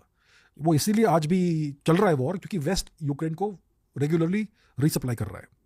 तो रूस का डेंजर, रशिया के पर्सपेक्टिव से डेंजर ये था कि यूक्रेन नेटो का मेंबर बन जाए। That is the worst case scenario. इसके लिए ये वॉर शुरू हुआ। पहले उन्होंने क्राइमिया लिया 2014 में after the regime change operation, Euromaidan coup के बाद। और फिर 2020 के आसपास उनको दिखने लगा कि भाई अभी यूक्रेन बहुत जल्दी नेटो का मेंबर बन जाएगा। अगर बनता है या नहीं बनता है, फिर भी बिल्कुल प्रो वेस्ट, तो we have to do something about it. और क्या हो रहा था कि 2014 के बाद जो डोनबास रीजन है, लुहांस्क, दोनेस्क, वहाँ पे जो रशियन मेजोरिटी लोग हैं उनके ऊपर बहुत सारा अत्याचार चल रहा था, बहुत ऑपरेशन चल रहा था उनका फ्रॉम द यूक्रेनियन गवर्नमेंट। तो इसके लिए फिर पुतिन ने आई थिंक काफ़ी बिलेटेडली ये स्पेशल मिलिट्री ऑपरेशन लॉन्च किया। यूक्रेन की सच्चाई अब क्या है? क्योंकि मीडिया में हम अक्सर वो बिफोर आफ्टर वाले इमेजेस देखते हैं कि पूरा यूक्रेन अभी नष्ट हो चुका है। Is that true? नहीं, क्या चल रहा है? हाँ, देखिए, जो वॉर, जो कॉन्फ्लिक्ट जोन है, वहाँ पर बहुत सारा डिस्ट्रक्शन है। ऑफ कोर्स, अगर आप दो आर्मीज एक दूसरे को फेस कर रही है, वहाँ पे ऑब्वियसली बॉम्ब छूट रहे होंगे और ऑल दैट। लेकिन अगर आप कीव देखेंगे, कीव सिटी जो कैपिटल है यूक्रेन का, वहाँ पे तो रात को पार्टी होती है, राइट? देयर आर क्लब्स वहाँ पे कुछ नहीं हो रहा है। रूस ने यूक्रेन के इंफ्रास्ट्रक्चर को डैमेज नहीं किया, डिस्ट्रॉय नहीं किया है। हर जगह इलेक्ट्रिसिटी भी है, northern Ukraine, central Ukraine, western Ukraine, हर जगह इलेक्ट्रिसिटी है। उन्होंने कुछ भी इंफ्रास्ट्रक्चर डैमेज नहीं किया है, हाईवेज को डैमेज नहीं किया है। सिर्फ वॉर जो चल रहा है, it is to reclaim the Luhansk, Donetsk region, the Donbas region, और शायद कुछ और रीजन्स। और उनका आई थिंक ओवरऑल ऑब्जेक्टिव तो ये था कि कीव में रेजिम चेंज हो जाए और एक प्रो रशिया रेजिम हो जाए। पर हर दिन फाइटिंग हो रही है, चल रही है फाइटिंग, बहुत slow. It's a frozen conflict. Frozen conflict मतलब जो कॉन्फ्लिक्ट का जो लाइन है मैप पे, वो इतना ज़्यादा चेंज नहीं हो रहा है, बहुत ज़्यादा एडवांसेस नहीं हो रहे हैं और ट्राई भी नहीं हो रहा है, बस चल रहा है। कोई जीत रहा है? कोई नहीं जीत रहा है इस समय। लेकिन अगर आप देखेंगे तो रूस ने जितने भी टेरिटोरियल गेन्स किए हैं, उसको यूक्रेन अंडू नहीं कर सकता। यूक्रेन के पास वो क्षमता नहीं है जो रूस ने टेरिटरी ली है उसको वापस जीतने की। तो ओवरऑल रूस के जो ऑब्जेक्टिव्स मेजर थे कि उनका जो रशियन स्पीकिंग पॉपुलेशन है, लुहांस्क, दोनेत्स्क, वो सब रीजन्स का, उसको उन्होंने सेफगार्ड कर लिया है। और फिर they are willing to wait, जितना भी वेट करना चाहे, ताकि यूएस फिर इनको जो सपोर्ट दे रहा है उसका प्लग पुल हो जाए। तो ये बस चलते जा रहा है and it's like a waiting game. It's like a waiting game and probably Trump के आने के बाद शायद एक ऑफिशियल सीज फायर हो जाए, hopefully. Official cease fire. Recently क्या स्टेटमेंट्स निकल के आए? पिछले 2 साल से बोल रहे हैं ट्रंप कि अगर मैं प्रेसिडेंट होता तो ये वॉर शुरू ही नहीं होती, या फिर एक हफ्ते में खत्म हो जाती। Do you agree? You feel कि ये एक्चुअली होता? बिकॉज देखिए, यूक्रेन वॉर क्यों चल रही है? क्योंकि यूक्रेन को सप्लाई कर रहा है वेस्ट मतलब US, the US dominates the West. अगर यूएस आज बोलेगा कि भाई अब से हम आपको सप्लाई नहीं करेंगे, आपको आर्म्स एम्युनिशन कुछ नहीं देंगे, आपको पैसे नहीं देंगे, तो वॉर 2 दिन में खत्म हो जाएगी। तो they can do it any time they want. Okay, got it. अगर ऑफिशियल सीज फायर हो गया तो इस युद्ध का आउटकम क्या रहेगा फिर? इस युद्ध का आउटकम फिर ये होगा कि रशिया तभी एक्सेप्ट करेगा सीज फायर जब कीव एक न्यूट्रल राष्ट्र बन जाए। कीव मतलब जो कैपिटल, मतलब यूक्रेन एक न्यूट्रल राष्ट्र बन जाए, नेटो का मेंबर नहीं होगा वो, और प्रो वेस्ट भी नहीं होगा, और जो रशिया ने जो टेरिटोरियल गेन्स किए वो रशिया के पास ही रहेंगे। यही सीज फायर के टर्म्स होंगे। उसके अलावा किसी भी टर्म्स को रशिया एक्सेप्ट नहीं करेगा। तो अगर सीज फायर होती है तो इन लाइन्स के ऊपर सीज फायर होगी। Got it. आई होप कि सीज फायर हो जाए। बहुत लोग मरे हैं, बहुत ज़्यादा लोग मरे हैं। यूक्रेन का जो पूरा डेमोग्राफी है वो कोलैप्स हो गया है। सारे मिलिट्री एज मेल्स, पुरुष बहुत मर गए।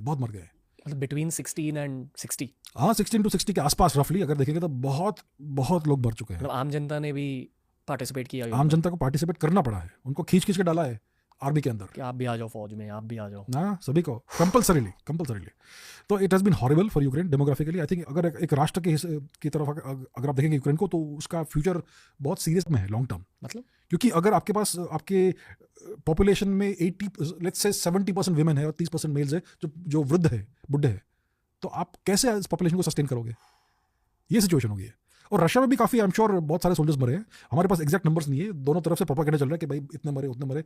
We don't know what to believe, but definitely बहुत लोग मरे हैं। इट इज ह्यूमैनिटेरियन, ये पूरा ह्यूमैनिटेरियन डिजास्टर है दोनों तरफ से। या सो आई होप इट एंड्स। यहाँ यूएन भी विलन है? यूएन तो कुछ काम का नहीं है, विलन भी नहीं है। UN is a non participant, non observer, non nothing, कुछ काम का नहीं है। बहुत करप्ट है यूएन। अगर आप यूनिसेफ देखेंगे, यूनेस्को देखेंगे, एटसेट्रा, इनके अलग अलग ब्रांचेस है, वहाँ पे उनके जो ऑफिशियल्स है उनकी सैलरीज कितनी हाई होती है, और जो फंडिंग मिलती है यूएन को वो इन लोगों के बिजनेस क्लास ट्रैवल में और इन 5 स्टार होटल के कॉस्ट में चला जाता है। सिग्निफिकेंट पोर्शन जो फंडिंग का है वो इन चीज़ों में चला जाता है। क्यों? उससे किसका फायदा होता है? आपका ऑब्जेक्टिव तो ये है कि भाई आप विश्व को अच्छी जगह बनाए। You not doing that. Short में समझा दीजिए, यूएन की शुरुआत क्यों हुई थी? और यूएन की शुरुआत 1944-45 के आसपास हुई थी। सेकंड वर्ल्ड वॉर, द्वितीय विश्व युद्ध खत्म हो रहा था, और तब जो लीग ऑफ नेशंस नाम का ऑर्गेनाइजेशन था उसको रीब्रांड किया एज द यूनाइटेड नेशंस, और जितने भी दुनिया के विश्व के देश थे मोस्टली सब उसमें शामिल हो गए। और फिर सेकंड विश्व युद्ध के जो विनर्स थे, जो अलायंस थी, यूएस, यूके, फ्रांस, रशिया, इन चारों को, और जो चाइनीज कोमिंतांग थी जो अभी ताइवान में है, उन 5 को परमानेंट मेंबर्स बनाया। सो इट वाज, तो अगर आप इस समय यूएन सिक्योरिटी काउंसिल के परमानेंट मेंबर्स को देखेंगे, it represents the situation of 1945। मतलब वहाँ के कैबिनेट मिनिस्टर्स मान। हाँ, उस सिचुएशन का एक स्नैपशॉट लेकर फ्रीज कर दिया और आज तक चल रहा है वो। कंप्लीटली इररिलेवेंट नेशंस है। आज यूके क्या है भाई? Is it a first class world power? वो सेकंड क्लास वर्ल्ड पावर भी नहीं है यूके। वो सिर्फ यूएस का एक एक्सटेंशन है। आई थिंक मोदी जी और डॉक्टर जयशंकर ने भी ओपनली क्रिटिसाइज किया। बिल्कुल किया, बिल्कुल खुल के कहते हैं कि यार इन लोगों ने अपना काम नहीं किया। ये बहुत ही बिल्कुल वैलिड क्रिटिसिज्म है, बिल्कुल। फिर भी यूएन को सम्मान मिलता है, वो थोड़ा मोमेंटम, वो लेगेसी सम्मान है। वो हम बहुत वर्षों से, बहुत दशकों से देख रहे हैं कि भाई यूएन एक बहुत अच्छा ऑर्गेनाइजेशन है, पीस के लिए काम करता है, तो वो एक ब्रांडिंग बन गया है, एक इमेज बन गया है। लेकिन आज वो बिल्कुल इररिलेवेंट है, कुछ भी एक्चुअल डिफरेंस नहीं कर रहा है दुनिया में। मतलब उनका थियोरेटिकल कर्तव्य ये था कि अगर युद्ध होने लगे दुनिया में तो उन युद्ध को रोको। यस। कौन से युद्ध रोके गए? कोई भी नहीं। और एक्चुअली यूएन तो एक एक्सटेंशन बन गया है यूएस का, और टू सम एक्सटेंट चाइना का भी। उनके इंटरेस्ट को सर्व करता है। Okay, moving on. एक और युद्ध के बारे में बात करते हैं। बहुत कंट्रोवर्शियल सब्जेक्ट है ये, है इजराइल पैलेस्टीन का सब्जेक्ट। मेरे काफ़ी सारे अरब फ्रेंड्स हैं जो पैलेस्टीन से, मेरे काफ़ी सारे इजरायली फ्रेंड्स हैं। ये एक ऐसा टॉपिक है जहां आप अगर पब्लिक में इस टॉपिक के बारे में बात करें तो झगड़े हो जाते हैं। बिल्कुल, लोग दोनों साइड से बहुत स्ट्रॉन्ग ओपिनियंस होल्ड करते हैं, स्पेशली अमेरिका, कनाडा में। जब मैं मेरे उन दोस्तों से बात करता हूँ जो वहाँ पढ़ाई कर रहे हैं, वो कहते हैं कि हम सोशल सिचुएशन में इस टॉपिक के बारे में बात भी नहीं करते, अगर कोई बात करे हम वहाँ से हट जाते हैं। इतना कंटेंशियस टॉपिक हो चुका है दुनिया भर। अगर आपको इस टॉपिक के बारे में ज़्यादा जानना है कॉन्टेक्स्ट पर्सपेक्टिव से, तो जाकर दूर राटिया अभी एंड न्यू के वीडियोस देखिए, क्योंकि इसका कॉन्टेक्स्ट 1000 साल पुराना है। 2 घंटे लग जाएंगे एक्सप्लेन करने में कि ये कॉन्फ्लिक्ट क्यों चल रहा है। बेसिकली 1-2 लाइन में, this is a religious plus geographical conflict.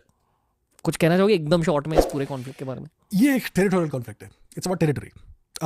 कुछ लोग कहेंगे कि देखिए इसमें कोई मोरालिटी की बात नहीं है, we will keep morality out of it, हम कोई भी साइड्स नहीं लेंगे। देखिए हमारे लिए इस रेस में कोई घोड़ा नहीं है, we don't have any horse in the race. हुआ क्या है कि भाई 1940 समथिंग में इजराइल की स्थापना हुई, और जो वहाँ पर लोग रह रहे थे वो कहते हैं कि भाई आपने हमारी ज़मीन हड़प ली है। इजराइल वाले कहते हैं कि हमारी तो ये बहुत पुरानी ज़मीन है, 2500 साल पहले से हम यहाँ पे जी रहे हैं, बीच में आप लोग ने कब्जा कर लिया, अब हम वापस ले रहे हैं।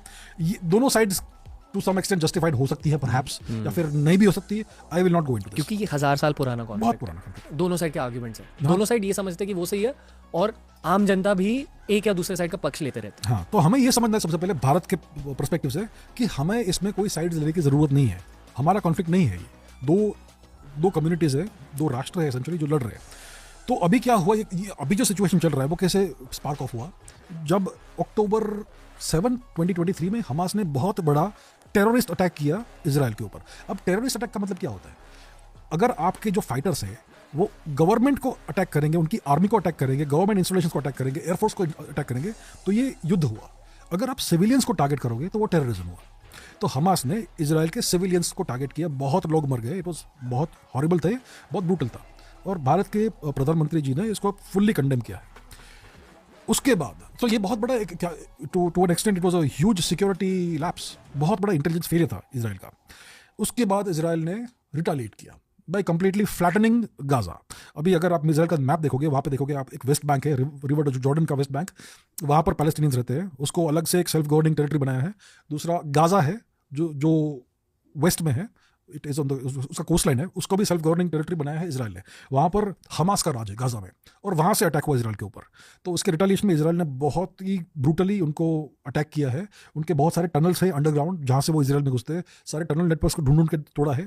और आई एम श्योर काफ़ी सारा कोलेटरल डैमेज हुआ होगा, और सिविलियंस मरे होंगे, क्योंकि उनके बहुत सारे बेसिस हॉस्पिटल्स के नीचे अलेजेडली थे, स्कूल्स के नीचे अलेजेडली थे हमास के। तो उन सबको इजराइल ने टारगेट किया है।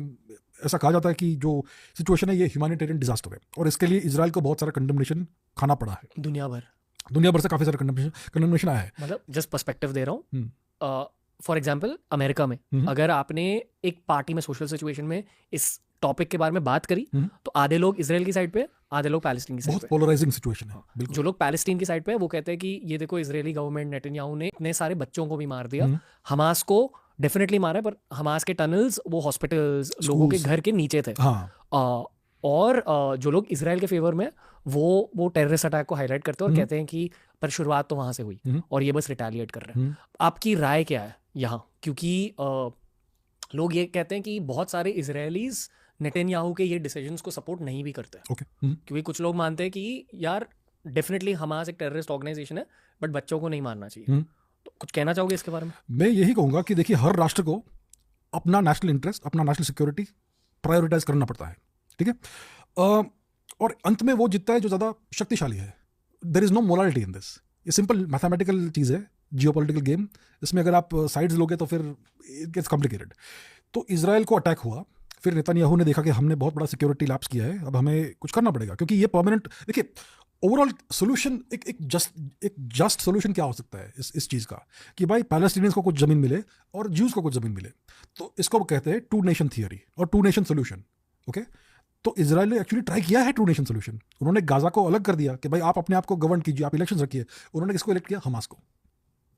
तो Israel tried to nation solution को इंप्लीमेंट करने को, बहुत ट्राई किया उन्होंने, लेकिन उनको रिस्पॉन्स में क्या मिला? टेररिस्ट अटैक मिला।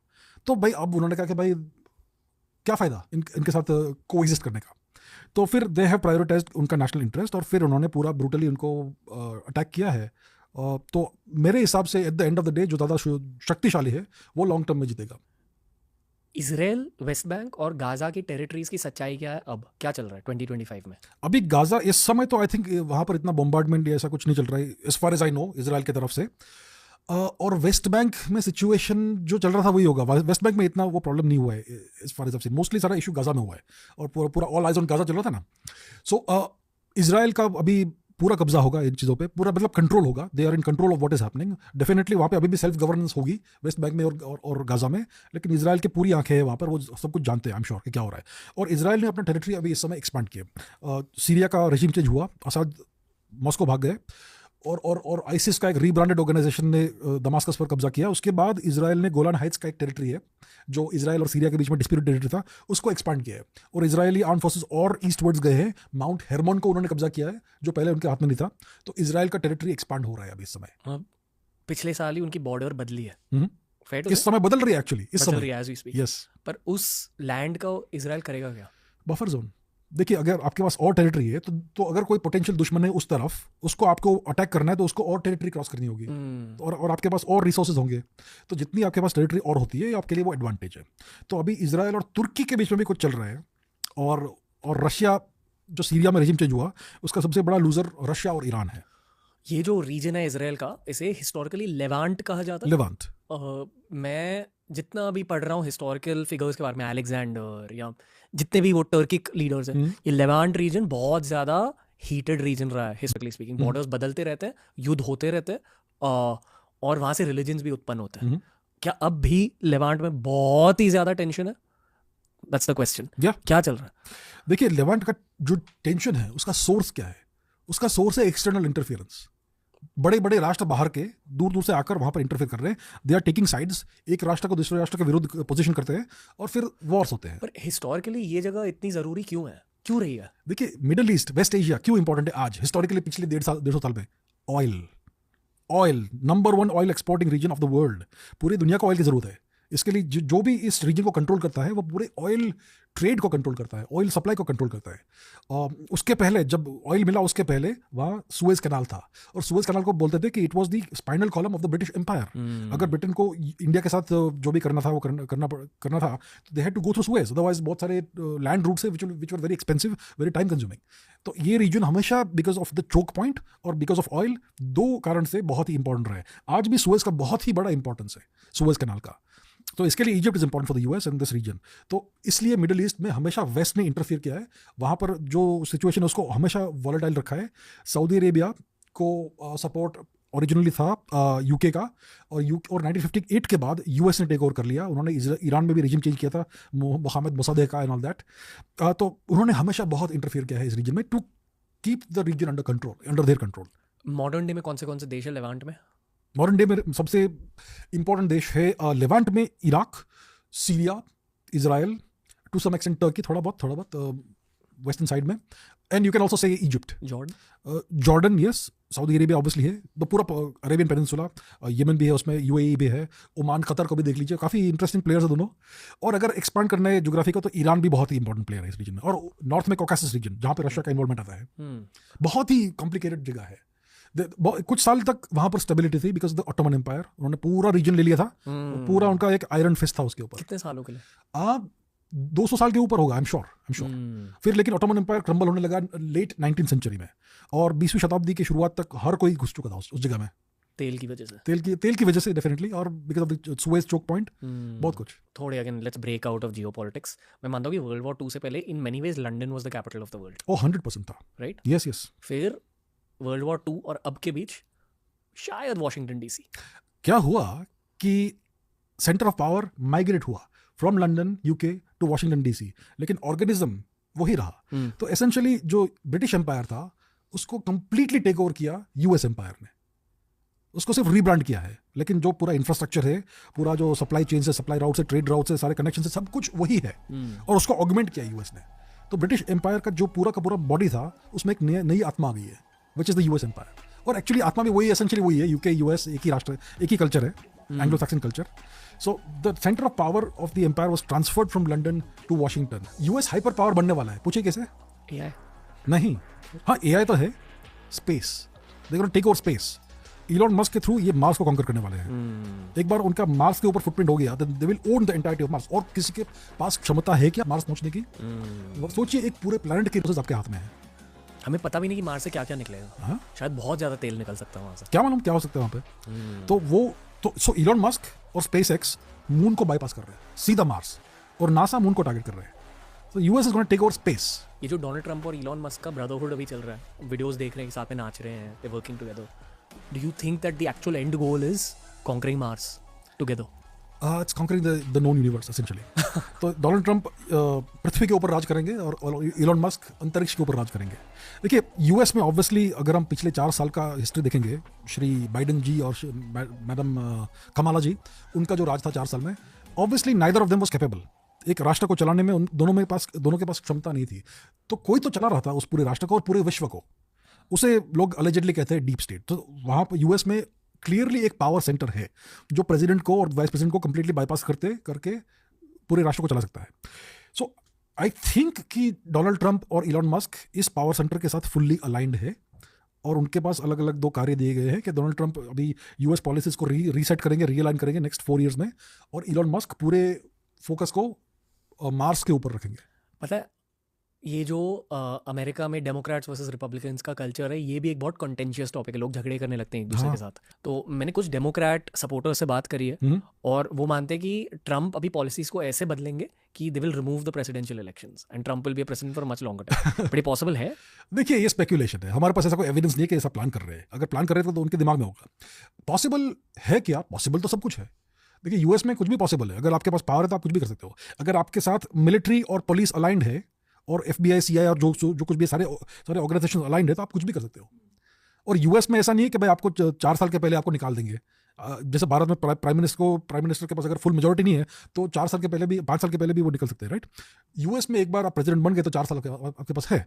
उन 4 साल में अगर आप ये कर सके तो आप कर लीजिए. Then you can be president for life if you want. US वैसे भी फुल्ली ऑटोक्रेटिक नेशन है. वो दिखावा है सिर्फ 2 पार्टीज का and all that. It is a police state. अगर आप यूएस जाओगे, पूरे राष्ट्र में हर जगह पुलिस ही पुलिस है. न्यूयॉर्क सिटी में अगर 15 मिनट के लिए पुलिस निकाल दो, राइट्स हो जाएंगे. So the whole country is held together by police essentially. तो अगर डोनाल्ड ट्रंप चाहेंगे और अगर सारे ऑर्गेनाइजेशन उनके साथ कोऑपरेट करेंगे तो ही कैन डू इट कि प्रेसिडेंशियल इलेक्शन से निकाल दो. इजराइल पैलेस्टीन को लेकर यूएस का स्टांस क्या है? Pro Israel 100%. इजराइल को हेल्प कर रहे हैं? बिल्कुल बिल्कुल. बाइडेन भी इजराइल को हेल्प कर रहे थे? हाँ, कर रहे थे. उनका इतना, see Democrats don't love Israel that much, लेकिन ओवरऑल उनका पॉलिसी कभी चेंज नहीं होता है. They are always pro Israel. तो ये इजराइल पैलेस्टीन का वर्तमान क्या है अब? वर्तमान ये है कि इजराइल पूरी तरह से जीत रहा है. पैलेस्टाइन अभी बिल्कुल उनकी मर्जी में है. वो जो चाहेंगे वो होगा. ये सिचुएशन है currently 2025. Currently as of today 2025. ये कॉन्फ्लिक्ट का अंत कैसे होगा? अंत इजराइल और यूएस तय करेंगे कि वो क्या अंत चाहते हैं. ऑब्वियसली पैलेस्टीनियंस को आप you can not wish them away, तो कुछ तो करना होगा. लेकिन इजराइल एसेंशियली मुझे लग रहा है उनकी अपनी टेरिटरी काफ़ी एक्सपांड करने वाला है. काफ़ी सीरियन टेरिटरी उनके पास आ सकती है और काफ़ी कुछ और भी आ सकता है possibly. It is a possibility. और पॉसिबिलिटी ये भी है कि इजराइल यूएस का ईरान के साथ युद्ध हो जाए. ये भी पॉसिबिलिटी है. Israel plus US versus Iran. तो Palestinians are an afterthought in the grander scheme of things. इतना उनके ऊपर इतना फोकस नहीं है. पैलेस्टीनियंस का जो फ्यूचर है वो उनके हाथ में नहीं है. पैलेस्टीनियंस के हाथ में नहीं है. वो अभी इजराइल और यूएस के हाथ में है. Unfortunately that is how it is. तो एक आम इंसान जो गाजा में पला बड़ा है and who has survived through whatever has happened, हाँ, अब उसकी रियलिटी क्या है? उसकी रियलिटी, अगर उनको एक अच्छी लाइफ चाहिए तो आई थिंक उनको गाजा से बाहर निकलना चाहिए. इस रीजन से बाहर निकलना चाहिए. क्योंकि गाजा में आई थिंक इतनी अच्छी लाइफ नहीं है. काफ़ी सारा मिलिट्री एक्शन हुआ है. या I think they should leave Gaza. Dangerous है. एंड होपफुली जब पूरा सिचुएशन थोड़ा स्टेबलाइज होता है then Israel can definitely rebuild Gaza, अगर वो चाहे तो, ऑन देयर ओन टर्म्स. और आइडियली वो ऐसा चाहेंगे कि गाजा में ऐसी गवर्नमेंट आए जो प्रो इजराइल हो. तो इवेंचुअली शायद ऐसा आउटकम हो सकता है नेक्स्ट 3-4 ईयर्स में पॉसिबली. सीरिया में क्या हो रहा है अब? सीरिया में बहुत साल तक असाद फैमिली का राज था. पहले हाफिज अल असद थे, फिर उनके पुत्र Bashar al Assad until few months ago power में थे. और ये रशिया के साथ अलाइंड थे और ईरान के साथ अलाइंड थे. अभी फॉर सम रीज़न, जैसे अफगानिस्तान में जब तालिबान आया तब ऑटोमेटिकली अफगान गवर्नमेंट की आर्मी गायब हो गई और तालिबान बस चल के they just walked into Kabul. वैसा ही सिचुएशन हुआ है अभी सीरिया में. तो मतलब उनकी जो आर्मी है शायद उनको रिश्वत देकर बिठा दिया गया और उन्होंने बिल्कुल रेजिस्टेंस नहीं किया. और छोटी सी एक आउटफिट है, वो आईसिस का रिब्रांडेड आउटफिट है, और वो अल जुलानी नाम का उनका लीडर है. वो आ गए पावर में इन दमास्कस और Bashar Assad had to leave and go to Moscow. But ये जो नई ऑर्गेनाइजेशन है, इनकी मिशन क्या है? इनकी मिशन है यही करेंगे हम जो हमारे पे मास्टर्स हमें कहेंगे. देखिए, ये आईसिस, अलकायदा, ये सब जो है, ये सब यूएस के पेरोल वाली ऑर्गेनाइजेशन है. आईसिस को स्थापित किया था to turn up the Middle East. और आईसिस शायद एक रीब्रांडेड अलकायदा है पॉसिबली. और अभी ये जो अल जुलानी वाला ऑर्गेनाइजेशन है, it is a rebranded ISIS. और रीब्रांडेड अलकायदा।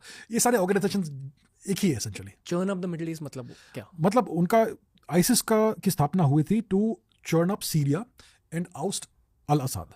ये 2010 का जो दशक था उसके बीच में हुआ था ये। अचानक से एक नया ऑर्गेनाइजेशन आता है कहीं से भी, फ्रॉम नोवेयर, आईसिस, और इतना बड़ा पावरफुल हो जाता है और उन्होंने ऑलमोस्ट कैप्चर कर लिया था सीरिया को। अगर रशिया और पुतिन हेल्प नहीं करते असद को तो असद कब का चला गया होता। So it was a proxy war. ये प्रॉक्सी वॉर था यूएस और रशिया के बीच में सीरिया के अंदर। आप अभी 30-40 साल से जियोपॉलिटिकल ऑब्जर्वर हो, 30 साल से एटलीस्ट। 30 साल तो हो गए होंगे। फेयर टू से कि जितने भी टेररिस्ट ऑर्गेनाइजेशंस हमें देखने को मिलती है वो वेस्टर्न इन्फ्लुएंसेस के बिना उत्पन्न नहीं हो सकते। किसी ना किसी का इन्फ्लुएंस लगता है। देखिए, अगर आपको टेररिस्ट आउटफिट खड़ा करना है, मैं नहीं एडवाइस करूंगा किसी को भी, बट किसी को करना है लेट्स से हाइपोथेटिकली, तो उसके लिए उनको मैन पावर चाहिए। मैन पावर को खाना देना है, उनको ट्रेनिंग देना है, उनको कपड़े देने हैं, उनको आर्म्स एंड एम्युनिशन देना है, उनको शेल्टर देना है, उनको वेपन्स का और एम्युनिशन का सप्लाई रूटीनली रेगुलरली चाहिए। बहुत पैसे लगते हैं, बहुत पैसे लगते हैं। समबडी हैज टू फाइनेंस इसको, किसी को तो फाइनेंस करना पड़ेगा ना। और अगर आपको 10 साल 20 साल तक चलाना है ऑर्गेनाइजेशन को, तो you need a very powerful and very wealthy sponsor. तो जनरली एक बड़ा राष्ट्र ही ऐसा सस्टेन कर सकता है। तो ये टिपिकल प्रॉक्सी वॉरफेयर का सिनारियो है, जब आप किसी दूसरे राष्ट्र में जो आपका शत्रु है उसकी टेरिटरी पर आपका एक प्रॉक्सी खड़ा करो और उसको आप फाइनेंस करो। देखिए, बहुत सिंपल एग्जांपल है जो सबको हर कोई समझेगा। कश्मीर में बहुत डेकेड्स तक, बहुत दशकों तक पाकिस्तानी टेररिज्म हुआ है और अलग अलग जिहादी आउटफिट्स आए हैं कश्मीर में, हरकत-उल देश and Lashkar and that and whatever, अलग अलग नाम से। ये सब पाकिस्तान के प्रॉक्सीज थे। ओके, उनको ट्रेनिंग दी गई पाकिस्तान में, उनको पैसा जो कुछ भी चाहिए पाकिस्तान से मिलता था। अभी पाकिस्तानी आर्मी जो है ये कोई जिहादी ऑर्गेनाइजेशन नहीं है, ये तो फुल मिलिट्री है, राइट। और उनके जो टॉप जनरल्स है वो विस्की पीते हैं। There is no religious angle there. लेकिन अगर आपको इडियट्स को रिक्रूट करना है मरने के लिए आपके लिए, then you use religion for that, और वो रिलीजियस फर्वर के कारण अपनी जान दे देंगे।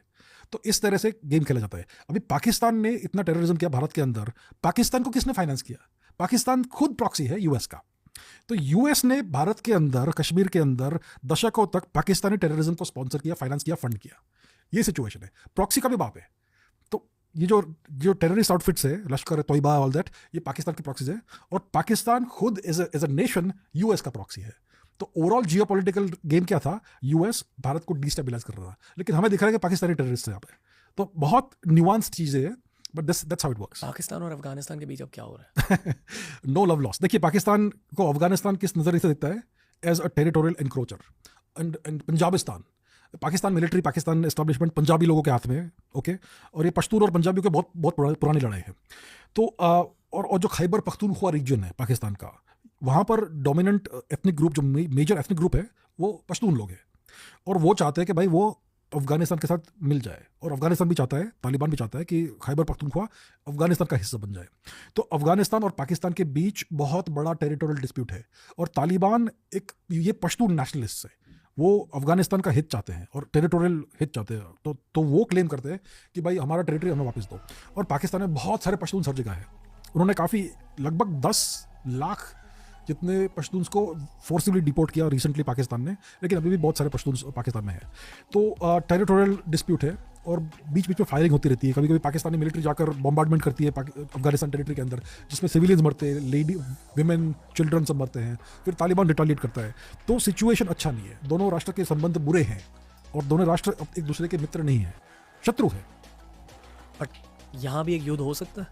युद्ध नहीं हो सकता। क्योंकि किस लिए नहीं हो सकता? युद्ध बराबर वालों के साथ होता है। एक राष्ट्र जिसके पास न्यूक्लियर वेपन है और फुल्ली प्रोफेशनल मिलिट्री है और यूएस का सपोर्ट है, वो एक छोटे से तालिबान के साथ क्या लड़ाई करेगा? तालिबान भी एक्चुअली यूएस का प्रॉक्सी है। तो यूएस ने तालिबान को वहाँ पर इसलिए इंस्टॉल किया ताकि पाकिस्तान को काउंटर बैलेंस कर सके। जिस प्रकार भारत को काउंटर बैलेंस करने के लिए पाकिस्तान वहाँ पर बिठाया गया है, वैसे पाकिस्तान को भी कब्जे में कंट्रोल में रखने के लिए तालिबान बिठाया गया है। तो तालिबान पाकिस्तान के लिए एक न्यूसेंस टाइप का है। ओके, अनफॉर्चुनेटली वो पाकिस्तान के ऊपर चढ़ाई नहीं कर सकते, उनको इन्वेड नहीं कर सकते, उनके पास वो क्षमता नहीं है। लेकिन एसिमेट्रिक वॉरफेयर के तरीकों से पाकिस्तान को काफ़ी हर्ट कर सकते हैं वो, through infiltration and terrorist activities and bomb blast and all. पूरे पाकिस्तान को डिस्टेबलाइज कर सकते हैं तालिबान। लेकिन कन्वेंशनल वॉरफेयर में जीरो चांस। ओके एसी सर, ये अपडेट एपिसोड ऑलमोस्ट एंड हो चुका है, पर क्योंकि हम ये एपिसोड हिंदी में कर रहे हैं, फिर से भारत की बात करनी चाहिए। जी बिल्कुल। ये जो भी बातें हमने करी कि पॉसिबल फ्यूचर क्या हो सकता है, ये अगले 5 सालों की बात है। मोदी जी है पावर में अगले 5 सालों के लिए लाइकली, मोस्ट लाइकली। कुछ लोग ये कहते हैं कि post that he may not want to be PM. हम्म।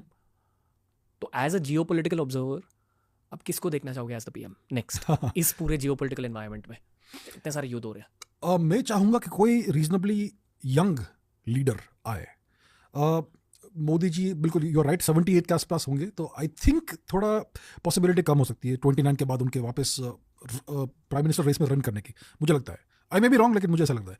मैं चाहूँगा कि कोई रीजनेबली यंग लीडर आए, 50s की एज वाला कोई लीडर। तो इस समय अगर बीजेपी की तरफ से हम देखेंगे तो सिर्फ योगी जी दिखते हैं मुझे। काफ़ी यंग है और उनका काफ़ी एक्सपीरियंस है गवर्नेंस का, और मुझे पता नहीं जियोपॉलिटिकली कितना समझते हैं दुनिया को, शायद समझते भी होंगे, हम क्या जाने। तो कोई यंग आना चाहिए, somebody who can, जो राष्ट्र को लंबे समय तक सर्व कर सके।